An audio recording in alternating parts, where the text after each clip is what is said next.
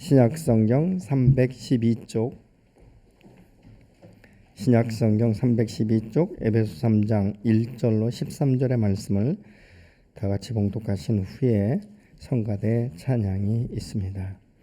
이러므로 그리스도 예수의 일로 너희 이방인을 위하여 갇힌 자 된 나 바울이 말하거니와 너희를 위하여 내게 주신 하나님의 그 은혜의 경륜을 너희가 들었을 터이라.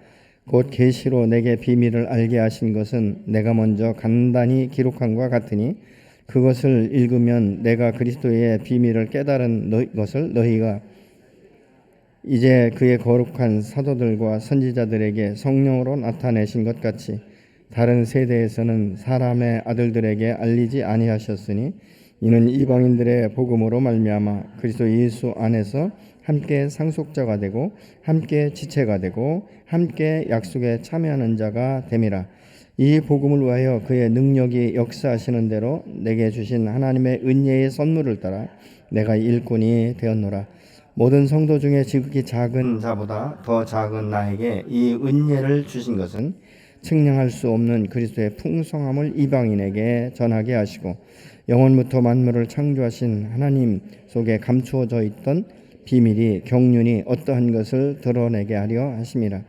이는 이제 교회로 말미암아 하늘에 있는 통치자들과 권세들에게 하나님의 각종 지혜를 알게 하려 하심이니 곧 영원부터 우리 주 예수 그리스도 안에서 예정하신 뜻대로 하신 것이라. 우리가 그 안에서 그를 믿음으로 말미암아 담대함과 확신을 가지고 하나님께 나아감을 얻느니라.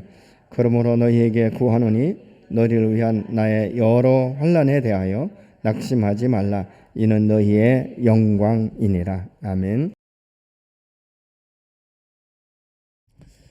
사람이 세상을 살다 보면 남이 몰라야 될 비밀들을 한두 가지씩은 대부분 가지고 있는 것을 우리가 봅니다. 이 비밀은 이야기하면 다른 사람들에게 큰 도움이 될 수 있는 것도 있지만 어떤 것들은 평생 말하지 않는 것이 더 도움이 될 수 있는 것이죠. 근데 오늘 본문에 나오는 이 사도 바울은 이 비밀을 이야기함으로 인하여서 평범한 삶을 버리고 감옥에 갇혀가는 이런 그 분명한 이 일이 있는데도 불구하고 굳이 이 오픈하는 모습은 무엇입니까? 내 안에 있는 이 생명의 비밀을 나는 감출 수 없다. 그것으로 인해 내가 감옥에 간다 할지라도 나는 수많은 영혼들을 향한 하나님의 마음과 그 뜻과 그 사랑을 내가 잊을 수 없고 내 안에 숨길 수 없기 때문에 이것을 내가 굳이 말한다. 이렇게 말을 합니다.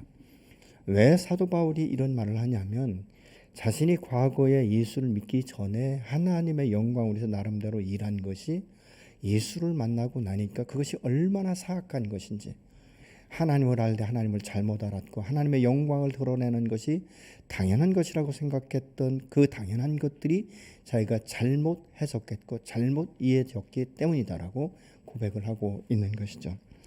그래서 사도 바울은 이것으로 해서 자신이 갇힌 자 되었다 이렇게 말합니다. 이 갇힌 자라는 의미는 죄수가 되어서 이제 자유를 잃어버린 이 상태를 지금 말하고 있는 것이죠. 근데 이 바울이 왜 죄수의 상태를 자기가 이렇게 이야기할 수 있는가? 그것은 생명의 이 복음의 비밀을 말하는 것은 당연한 것이기 때문에 내가 받은 이 사명을 감당하는 것, 이것은 하나님의 은혜에 비하면 아무것도 아니다. 이런 그 마음을 가졌던 것을 우리가 알 수 있게 되는 것이죠. 그런데 왜 그렇게 됐냐면 너희를 위하여 은혜의 경륜을 너희가 들었기 때문이다라고 2절은 말씀을 합니다. 우리가 여기에서 이 경륜이라는 말은 오이코노미아라는 말인데 관리, 경영, 행정 이런 것을 의미하고 있습니다. 그래서 한 가정의 행정과 이것이 좀 더 확대되면 국가의 행정인 것이고, 지금 사도 바울이 말하고 있는 이것은 하나님의 나라, 이 열방을 유업으로 삼기 위한 하나님께서 그 주신 이 직무, 이것을 감당하기 위해서 자기의 목숨을 좀 더 두려워하지 않는 이런 그 믿음을 그가 나타낸 것을 우리가 볼 수 있게 되는 것이죠.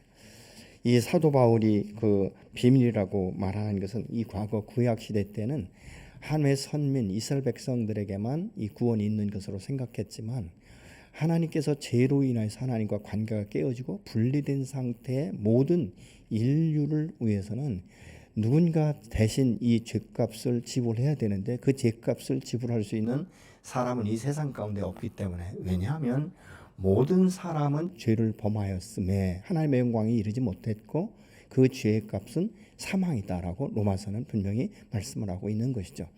그렇기 때문에 죄가 있는 자가 죄 없는 자로, 그 죄가 있는 자가 이 자기가 죽는다 하고 해도 그 죄를 사하는 것이 아니죠. 그래서 하나님께서는 천지를 함께 창조하셨던 당신의 독생자 예수 그리스도, 점도 흠도 죄도 없는 아무런 것도 없는 그 당신의 독생자 예수 그리스도를 이 땅 가운데 보내셨고 이 땅 가운데 사시면서 당신이 누구신지 무엇을 위해서 어떤 목적을 가지고 이 땅에 오셨는지를 하나하나 구체적으로 말씀하셨고, 때가 참에 그가 이제는 그 십자가에 달리셔서 우리의 모든 죄값을 대신 지불하시면서 그를 믿음으로 말미암아 영원한 생명을 얻었고 심판에 이르지 않으며 사망에서 생명으로 옮겼다라고 말씀하는 이 요한복음 5장 24절의 말씀과 함께 더 큰 축복이 무엇이냐면, 우리는 과거는 하나님을 알지 못했습니다. 하나님과 어떤 관계인지도 몰랐고 하나님과 함께 동행하는 것이 무엇인지를 몰랐고 하나님이 나를 지키시고 보존하시고 사랑하시고 인도하시고 축복하시는 줄을 몰랐습니다. 그런데 그 예수 그리스도의 그 죽으심으로 말미암아 우리가 영원한 생명을 얻었을 뿐만 아니라 하나님을 아버지라고 부를 수 있는 하나님의 자녀의 특권을 주시면서 우리의 신분과 권위가 이 세상 누구에게도 부여되지 않는 상승한 것을 우리가 볼 수 있게 되는 것이죠. 그래서 우리는 정말 다른 사람이 나를 어떻게 평가하고 어떻게 보아주느냐, 이것이 중요한 것이 아니라 나를 이 땅 가운데 보내시고 나를 구원하셔서 당신의 나라를 확장시키며 당신의 영광을 나타내기를 원하고 하나님의 사랑이 어떤지를 나를 통해서 이 땅 가운데 열방 가운데 드러내기 원하시는 하나님의 도구요 사명자로 부르신 줄로 믿습니다.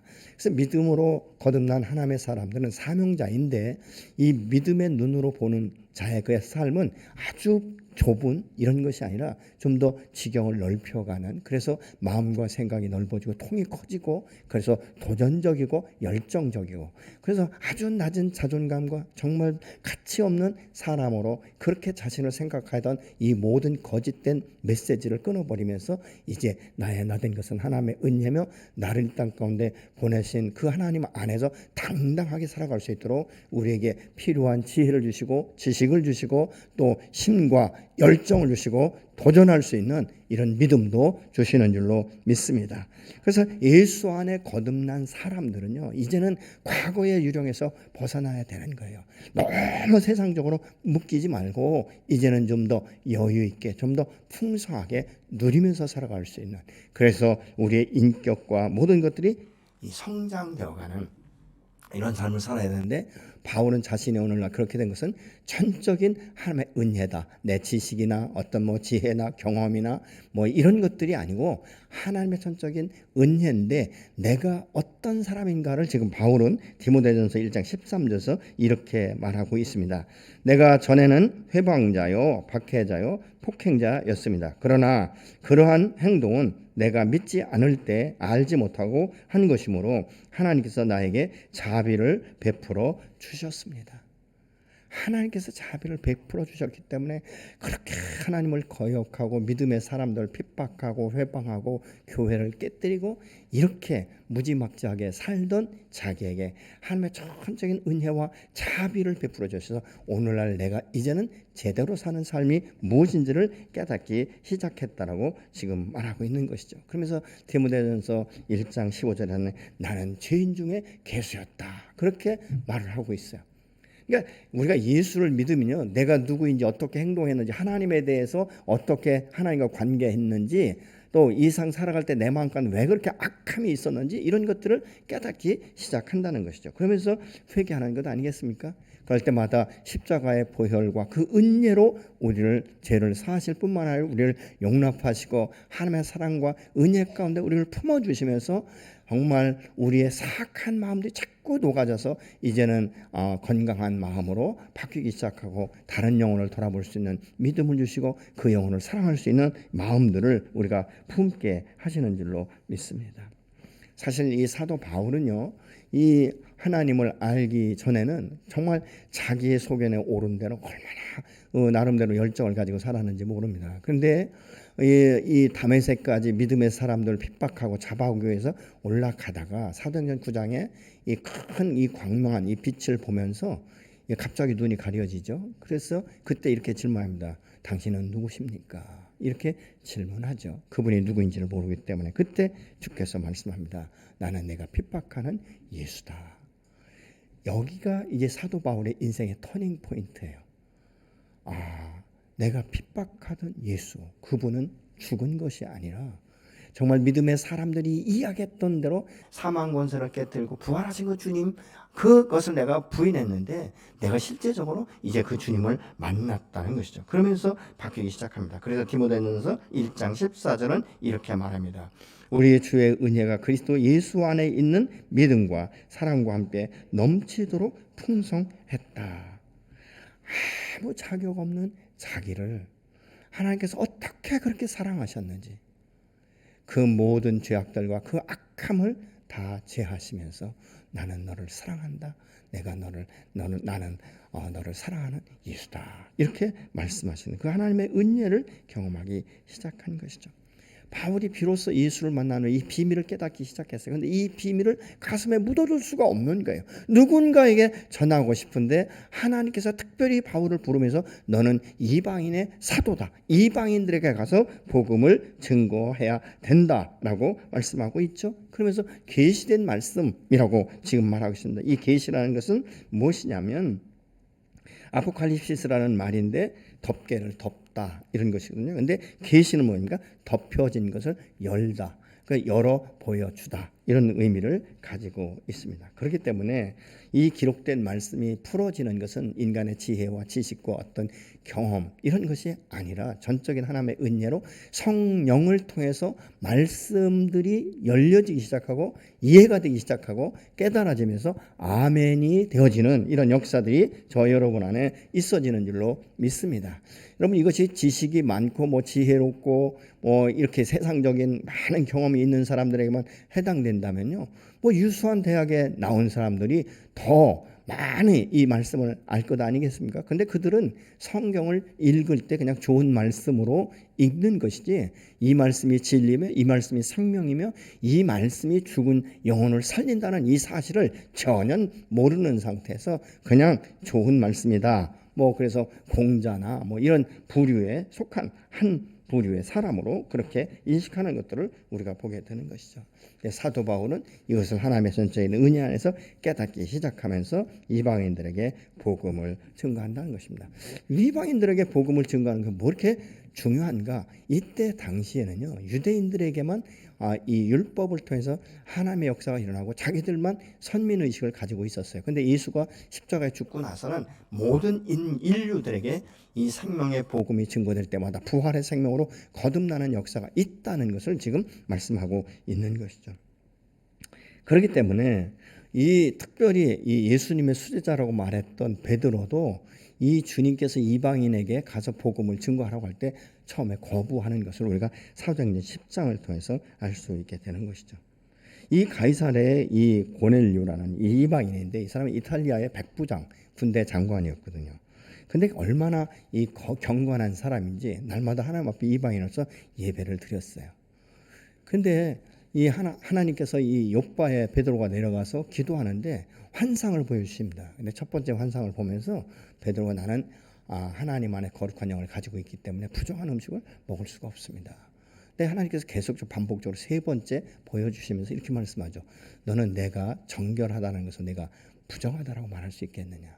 이런 말씀을 듣습니다. 이 세 번째 환상을 보고 이제 앉아 있는 이 베드로에게 고넬료가 똑같이 하나님의 그 환상을 보면서 사람을 보내지 않습니까? 그러면서 어떻게 왔느냐 이런 질문을 할 때 여차저차해서 왔습니다라고 말하고 이 베드로가 그들과 함께 가서 이 이방인 이 고넬료의 집에 갔는데 하나님을 경외하는 사람들이 다 모였다라고 말합니다. 그것 가운데서 말씀을 증거하기 시작하는데 놀라운 것은 유대인 이상으로 이 사람들이 성령의 강력한 임재와 함께 그 성령의 능력과 역사가 나타나는 것이죠. 깜짝 놀랍니다. 그 후에 베드로가 예루살렘에 왔을 때 많은 사람들이 베드로를 질타하기 시작합니다. 어떻게 당신은 하나님의 사람으로서 이방인들에게 가서 복음을 증거할 수 있는가? 그때 베드로가 이야기하죠.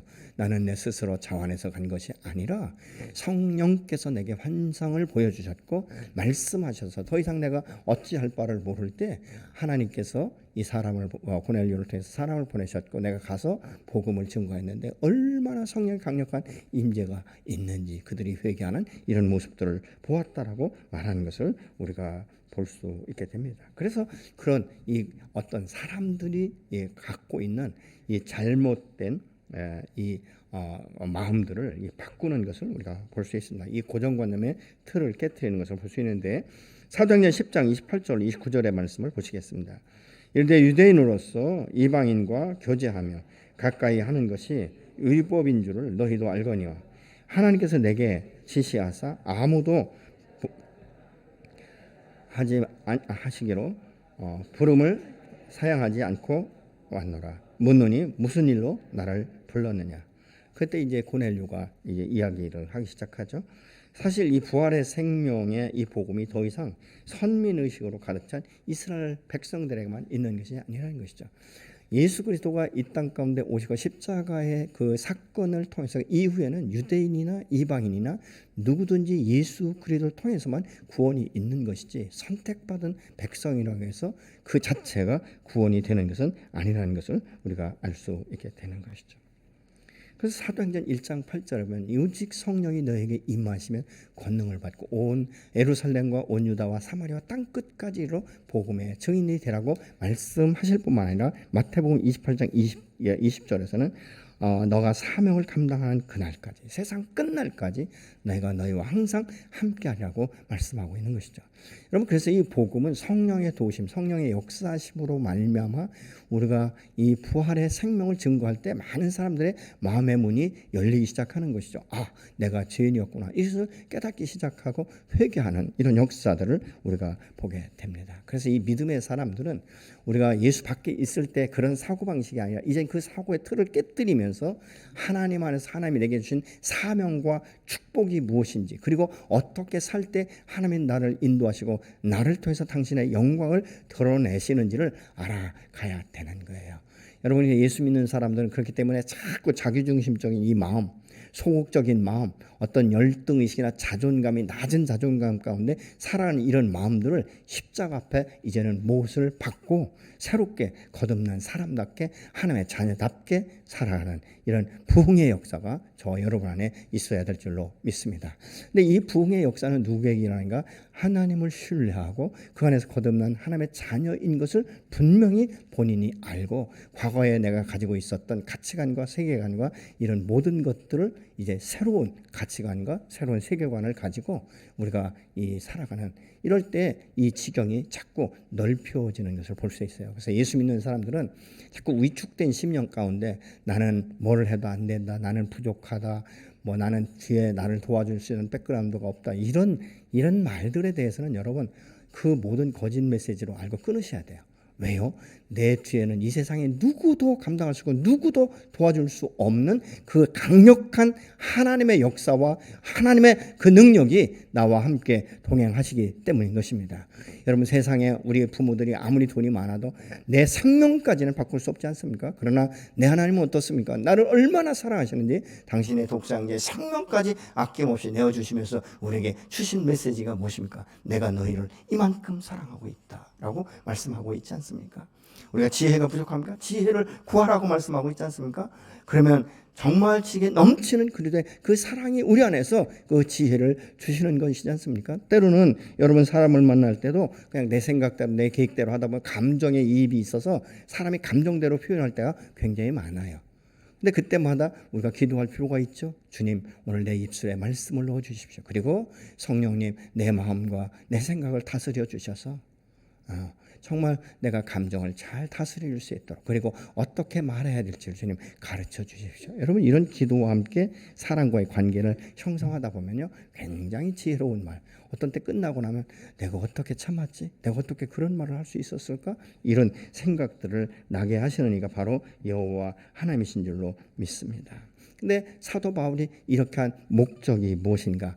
우리가 이 그리스도인 이방인들과 유대인들이 하나가 되고 함께 상속받을 자인 것을 지금 알고 있기 때문에 그런 것이죠. 6절에 이렇게 말씀합니다.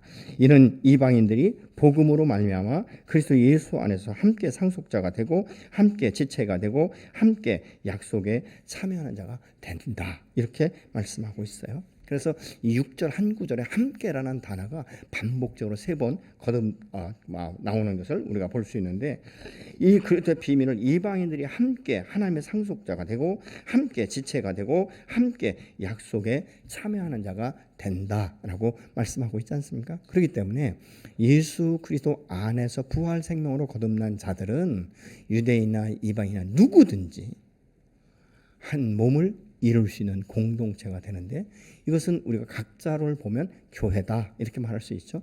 교회라는 것은 무엇입니까? 예수 믿고 거듭난 사람들이 하나님의 성전이기 때문에 그 안에 교회가 형성이 되어지는 것이죠. 그러면 이 교회 공동체라는 것은 무엇입니까? 믿음의 사람이 하나님의 일을 행할 때 혼자 감당하기가 어려우니까 공동체가 필요한 것이죠. 연합이 필요한 것이죠. 그것이 바로 교회인 것입니다. 그래서 이 교인들이 모이기 위해서는 예배당이 필요한 것이죠. 그래서 예배당을 우리가 건축하는 것이고, 그리고 어떤 선교 사역이나 연약한 자를 돕는 거나 이런 모든 것들은 함께 그 공유된 안에서 사용하고, 그것이 흘러갈 때마다 그 땅과 그 지역을 변화시키는 이런 능력을 우리가 알고 경험하게 되는 것이죠. 여러분, 7절에 복음을 위하여 그의 능력과 역사하는 대로 내게 주신 하나님의 은혜의 이 선물을 따라 내가 일꾼이 되었다, 이렇게 지금 말하고 있습니다. 사도 바울은 자기가 이 하나님의 생명의 복음을 증거하는 것은 은혜의 선물을 따라 내가 복음을 증거하는 일꾼이 되었는데, 자기 자신을 생각해 볼 때 그럴 만한 위인이 아니라는 거예요. 그럴 만한 능력의 소유자가 아니라는 것입니다. 사실은 사도 바울은요, 예수 믿기 전에 얼마나 교만했는지 모릅니다. 그 안에 나같이 유능한 사람이 있으면 나와보라, 율법 나하고 한번 같이 이야기해보자, 토론하자, 공개 토론하자, 이렇게 할 만큼 굉장히 유능한 사람이었고, 또 태어나면서부터 로마 시민권자로 태어났기 때문에 얼마나 당당했는지 모릅니다. 그럼에도 불구하고 그가 나중에 예수를 만난 후에 이 모든 세상적인 것은 하나의 배설물에 불과하다, 이런 고백을 하고 있지 않습니까? 그래서 오늘 본문 8절에 자기 표현을 이렇게 합니다. 모든 성도 중에 지극히 작은 자보다 더 작은 나에게 은혜를 주신 것은 측량할 수 없는 그리스도의 풍성함을 이방인에게 전하게 하시고, 지극히 작은 자보다 더 작은 자다, 이렇게 말하는데, 작은 자라 이 말은요, 아주 작은 자. 그래서 사도 바울은 과거에 자신의 이 삶을 돌아보면서 나는 사도의 자격조차도 없는 사람이다, 이렇게 고백을 하고 있어요. 그 고린도서 15장 9절을 보시겠습니다. 나는 사도 중에 가장 작은 자라. 나는 하나님의 교회를 박해하였으므로 사도라 칭함 받기를 감당하지 못할 자니라. 본인이 너무 잘 알아요. 내가 과거에 예수 믿기 전에는 얼마나 교회를 핍박했는지, 얼마나 교회를 아주 박살내기 위해서 자기가 열심을 부렸는지를 알고 있는 것이죠. 그런 내가 어떻게 감히 하나님의 사도라고 말할 수 있고 이 생명의 복음을 증거할 수 있는가? 자기가 과거에 하나님을 만나기 전에 어떤 사람이었는지, 어떤 삶을 살았는지 너무 잘 아는 거예요. 그렇기 때문에 나 같은 죄인이 정말 하나님의 전적인 은혜로 구원받았다는 이 사실 하나만으로도 바울은 만족하는 거예요. 그런데 거기에 하나님께서 자기를 부르셔서 복음을 증거하라는 이 사명을 주신 것은 전적인 하나님의 은혜다. 그래서 바울은요, 이 은혜, 하나님의 사랑이 너무 감동되고 감격되기 때문에 자기의 생명을 아낌없이 복음을 증거하는데 내어놓는 것을 우리가 보지 않습니까? 40에 하나 가만한 태장도 맞고 감옥에 갇히기도 하고, 인간적으로는 정말 비참한, 얼마나 맞고 얼마나 그 죽음의 위기 앞에 있으면 여러분 광주를 타고 성벽을 내려오겠습니까? 자존심 있는 사람은 내가 차라리 순교하지, 내가 이까짓 것 하지 않겠다, 이렇게 말할 수도 있지 않습니까? 그럼에도 불구하고 그는 하나님의 선하신 뜻을 따라서 순종하는 이런 모습을 우리가 볼 수 있죠. 그러니까 바울은요, 그 은혜를 생각할 때마다 너무 자기 자신이 얼마나 작은 자인지, 그 은혜 아니면 살 수 없다는 이 사실을 고백하고 있는 것이죠. 그러면서 이 복음이 얼마나 귀한지, 사람을 바꾸는 이 복음의 능력이 얼마나 소중한지를 알고 있는 거예요. 그렇기 때문에 나 같은 사람들이 복음을 듣고 정말 구원의 그 방주 안에 들어와서 하나님을 다시 새롭게 만나고 경험되어지고 그 사랑과 은혜가 무엇인지를 알면서 함께 동역하고 함께 한 몸을 이루기를 원하는 이런 마음들이 그 안에 있었다는 것이죠. 여러분 어떻습니까? 하나님의 사랑과 은혜가 여러분 안에 지금 얼만큼이나 감동되고 강력하게 역사가 되십니까? 많은 분들이 첫사랑에 대해서 많은 기도를 합니다. 하나님 첫사랑을 회복해 주십시오. 근데 여러분 첫사랑을 회복해 달라고 하는데 첫사랑을 잃어버리게 된 근원이 무엇인지 여러분 기도해 보셨습니까? 하나님 내가 언제부터 첫사랑을 잃어버렸습니까? 그 근원이 무엇인지 가르쳐 주십시오. 그렇게 기도해 보십시오.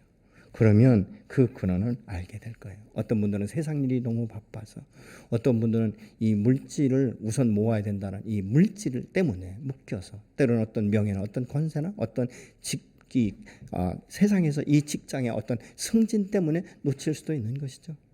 어떤 분들은 이 코로나로 인해서 이 두려움 때문에 하나님과 이 관계, 이 공동체 안에 들어오지 못하고 이렇게 이제 돌다 보니까 식어져 있는.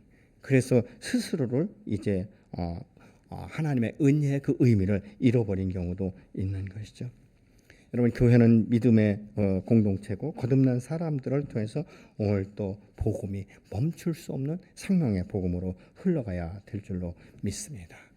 우리 교회가 이제 창립 오늘 24주년인데 사실 처음에 이 교회가 세워질 때에는 많은 어려움, 우여곡절이 굉장히 많았습니다.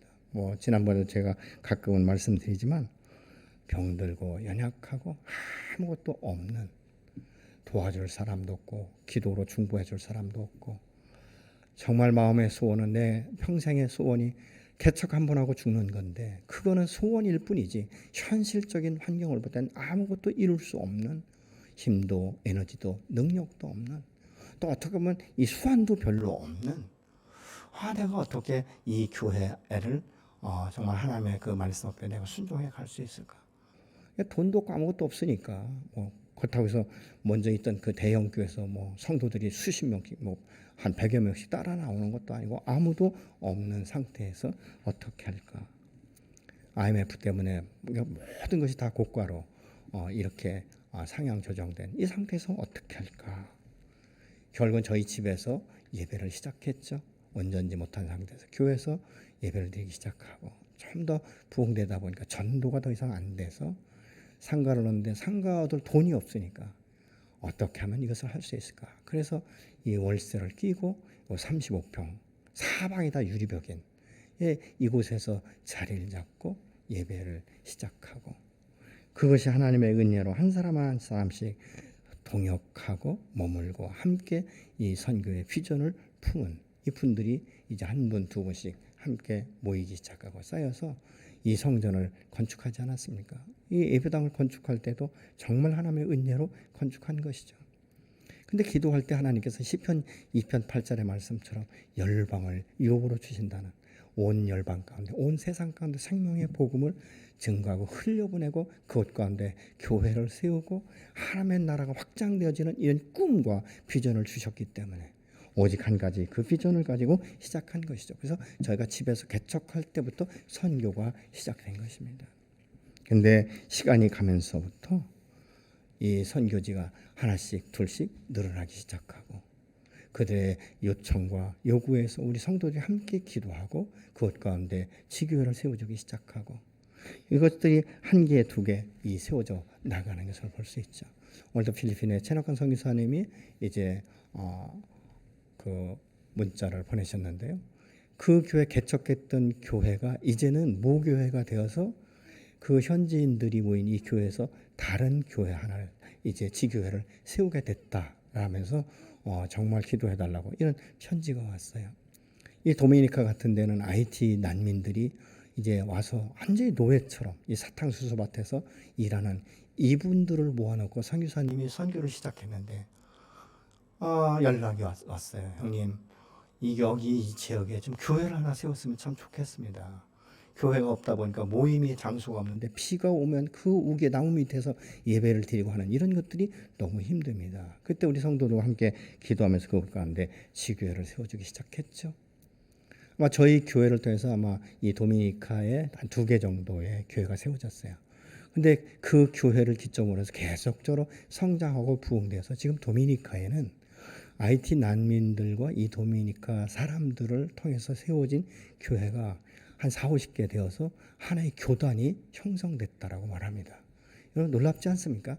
우리는 아주 작은 씨 하나를 심었는데 그것 가운데 이 씨앗이 30배, 60배, 100배의 결실을 맺게 하시고 수많은 교회들이 풀길같이 일어나서 한 40-50개의 그 교회가 세워져서 이제는 교단을 세워가는 이런 놀라운 역사들이 일어나기 시작하는 것이죠. 또 케냐 같은 데도 제가 개척할 때부터 그 케냐 선교사님을 사실 제가 주례했고요. 근데 그때부터 지금까지 지속되는데 얼마 전에 또 하나님께서 우리 교회를 통해서 그것 가운데 하나의 그 예배당을 건축했어요. 학교를 건축해 주면서 수백 명이 함께 예배드리고 식사를 자유롭게 하는 이런 역사들이 일어나기 시작했다는 것이죠. 이것들이 1개, 2개씩 이렇게 되어지면서 정말 하나님의 은혜가 얼마나 감사한지 아주 작은 정말 보잘것없이 시작된 이 생수교회가 하나님의 약속의 말씀대로 이 성전 묘문에서부터 생수가 흘러나가기 시작하고 사람들이 세워지기 시작하고 이제는 열방 가운데 지교회가 세워지기 시작하고 그 교회들을 통해서 또 다른 교회들이 계속적으로 형성되어져 가는 이 건강한 교회를 세우는 이 모습을 볼 때 얼마나 감사한지 모릅니다. 또 저희 교회를 이제 함께 사역하던 분들이 나가서 교회 개척해서 나름대로 자립하고 나름대로 세워져가는 이런 그 모습들을 볼 때 얼마나 행복한지 이것이 여러분들이 함께 기도해줬고 여러분들이 눈물을 흘렸고 여러분들이 함께 아주 작든 크든 그 물질을 함께 흘려 보내주셨기 때문에 오늘날 이런 일들이 일어나게 되는 줄로 믿습니다. 여러분 우리가 하나님 안에서 복음의 빚진 자의 사명을 감당하기 위해서는 사실 우리 안에 뭐가 필요하냐? 성령의 충만함이 있어야 되는 거예요. 이 성령의 충만함은 그렇기 때문에 단회적인 것이 아니라 매일매일 지속돼야 되는데 매일매일 지속되기 위해서는 하나님의 말씀을 붙들고 하나님 앞에 나가 기도하는 이 시간들이 투자되어야 되는 거예요. 저절로 되지는 않습니다. 많은 사람들이 예수 안에서 거듭났지만 성령을 체험하지 못한 분들이 너무 많습니다. 여러분 우리가 예수님께서 부활 승천할 때 한 500여 성도가 봤죠. 그러나 마가다락방에 모여서 기도한 사람은 120명에 불과합니다. 그들만이 성령을 체험한 것 아니겠습니까? 성령을 체험하면요 그 안에 권능이 나타나기 시작하고 정말 믿음의 확증들이 일어나기 시작하는 것을 우리가 볼 수 있죠. 여러분 성경을 읽을 때도 우리의 영안이 열리지 않으면 성경은 그냥 좋은 말씀으로만 이해되는 거예요. 근데 성령께서 내 눈을 열어주시면 이 기록된 계시로 기록된 말씀들이 그 하나님께서 열어 보여주시기 때문에 이 말씀들이 풀어지기 시작하고 이해가 되고 아멘이 되고 약속의 말씀을 붙들고 이 약속이 성취될 때까지 우리가 기도할 수 있는 이런 힘과 도전과 능력이 주어지지 않습니까? 저는 우리 교회를 통해서 더 많은 나라들이 확장되고 이 땅 가운데 더 많은 교회들이 세워지고 그리고 연약한 자들을 돕는 이 사역이 함께 우리가 공유되어야 될 줄로 믿습니다. 그래서 우리 주변에 정말 연약한 사람들, 도움이 필요한 사람들에게 도움을 주고 그들의 가정과 그들의 삶이 세워져 가면서 지속적으로 복음이 확장되어가는 우리 생수교회가 되어지기를 간절히 소망합니다. 그래서 24주년 우리가 창립 예배를 통해서 몇 분에게 제가 좀 축하 메시지를 부탁을 했는데 이분들이 축하 메시지를 보내주셨어요. 그래서 제가 이분들의 그 간증을 듣고 이 축하 메시지를 들으면서 내년도에는 좀 우리가 좀 더 이것을 활성화시켜서 이 선교사님들을 초청할 수 있으면 초청해서 정말 축제에 그 예배를 드렸으면 좋겠다 이런 생각을 하고 있습니다. 내년에 다시 한번 기도하면서 지금보다 훨씬 더 좀 다른 우리 교회가 하나님의 영광 가운데 하나님의 나라를 위해서 어떻게 귀하게 쓰임 받았는지를 함께 볼 수 있는 그런 시간들을 갖기를 소망합니다. 지금부터 영상 잠깐 보시겠습니다. 안녕하세요. 저는 엄마 아빠의 딸 박주입니다. 산식교회의 생일을 축하합니다. 축하합니다. 네, 저희는 카자흐스탄 알마티에서 위구르족 사역하고 있는 박누리 강릴리아스입니다. 그리고 박조이입니다. 이렇게 24주년 생수교회 생일을 진심으로 축하드립니다. 강신영 목사님, 또 모든 성도님들 사랑을 저희 기억하고 있습니다. 저희가 생수교에서 결혼한 지 12주년이 되었습니다. 너무 감사드려요. 지난 24년 동안 주님께서 생수교회를 통해서 하신 그 놀라운 일들, 그 구원하신 많은 분들이 또 계실 텐데 하나님께서 계속해서 또 앞으로도 더 놀라운 일들을 많이 이루실 거라고 믿습니다. 또 목사님과 모든 성도님들 건강하게 주님의 나라를 세워가시는 생수교회 여러분들 되시기를 축복합니다. 감사합니다. 축복합니다. 축하합니다. 사랑합니다. 축하합니다. 안녕하세요. 아프리카 케냐 선교사로 사역하고 있는 공인현이라고 합니다. 24년 전 하나님의 인도하심 가운데 대전에서 시작된 생수교회와 함께 곰곰이 생각해보니 저희 아프리카 케냐 선교도 함께하였음을 보게 됩니다. 지나간 긴 세월 동안 변함없이 기도와 죄정으로 함께 섬겨주신 생수교회를 통하여 이 땅에 하나님의 존귀한 피조물들의 눈물을 씻어주고 그리고 그들이 주님으로 인하여 기뻐할 뿐만 아니라 실제적인 삶의 회복들이 있는 것을 보게 됩니다. 이 현장에 함께 동역해 주신 우리 생수교회 모든 분들께 진심으로 감사와 그리고 24주년을 맞이하여 축하를 드립니다. 오늘 제가 이 자리에 혼자 메시지를 보내는 것이 아니고요. 하나님이 저희에게 붙여주신 아프리카의 가장 큰 빈민지역 키베라에서 가난과 질병과 여성이기에 고통받고 있는, 하지만 지금은 하나님의 귀한 교회 공동체로 함께 예배하고 함께 교제하는 우리 에이즈 자매님들과 함께 축하하고자 합니다. 자매님들이 오늘 이 자리에 함께 있습니다.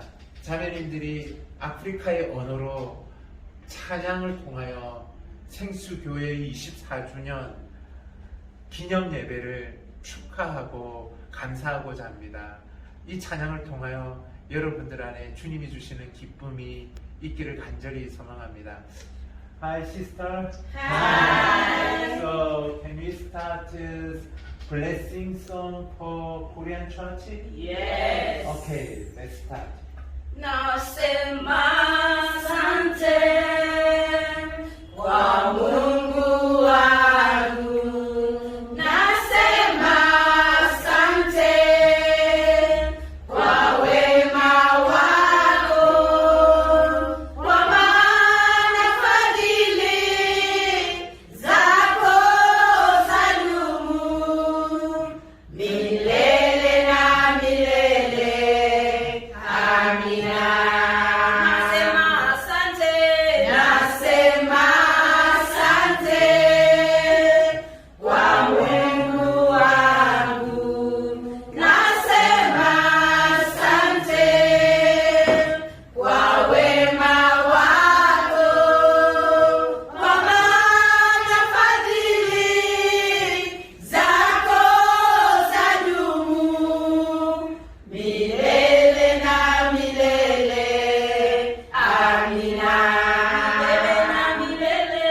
Milele na milele.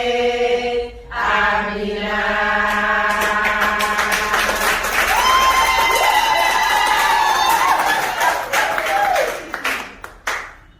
생명을 살리는 귀한 사역에 함께 해주시는 우리 생수교회 모든 교회 성도님들과 그리고 목사님, 사모님, 이 찬양은 여호와의 인자하심이, 여호와의 자비하심이, 주님이 행하신 일이 너무나 놀랍고 그리고 감사합니다라는 뜻을 가지고 있습니다.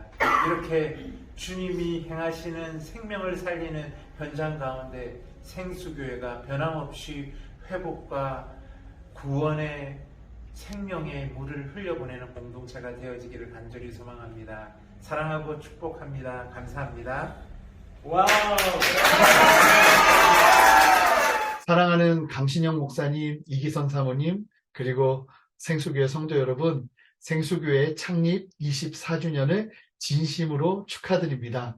저는 서울에 있는 순전한 교회를 담임하고 있는 이태재 목사라고 합니다.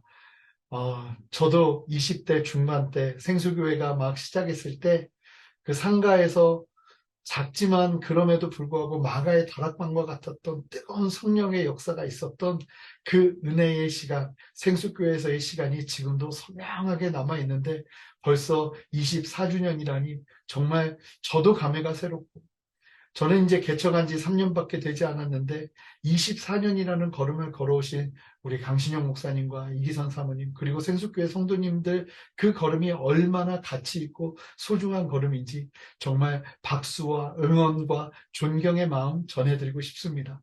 함께하며 그 은혜와 축하를 나누고 싶지만 이렇게 영상으로나마 인사드릴 수 있어서 얼마나 감사한지 모르겠습니다. 보고 싶은 얼굴들도 많이 있고, 정말 많은 사랑 받으면서 저도 생수교회에서 받았던 은혜, 그 은혜의 열매를 가지고 지금 귀하게 사역의 자리에 있습니다. 저 같은 분들이 아마 많으실 거예요. 생수교회가 24년 동안 걸어온 그 걸음, 그리고 앞으로 더 많은 시간을 걸어가면서 하나님께서 생수교회를 통해서 정말 대전 땅에 생명수를 나누는 은혜의 통로로서는 생수교회를 기대하며 저도 응원하고 함께하겠습니다. 다시 한번 축하드리고 사랑과 축복의 마음 전해드립니다. 생수교회 창립 24주년을 축하드립니다. 사랑합니다. 우리 하나님께서 그 여러분을 통해서 정말 그 겉으로 확 드러나진 않지만 보이지 않는 것에서 계속적으로 부흥하고 지속적으로 지겨 넓혀가는 것들을 보면서 감사합니다. 그래서 이 시간 좀 우리 하나님의 은혜에 감사하면서 하나님 우리 교회를 더 귀하게 더 넓게 하나님 아버지 참으로 온 열방을 유업으로 주신다고 말씀하신 이 말씀이 성취되는 그날까지 하나님 부흥케 하여 주옵소서. 함께 동행하며 동역하여 주옵소서. 기도하시겠습니다.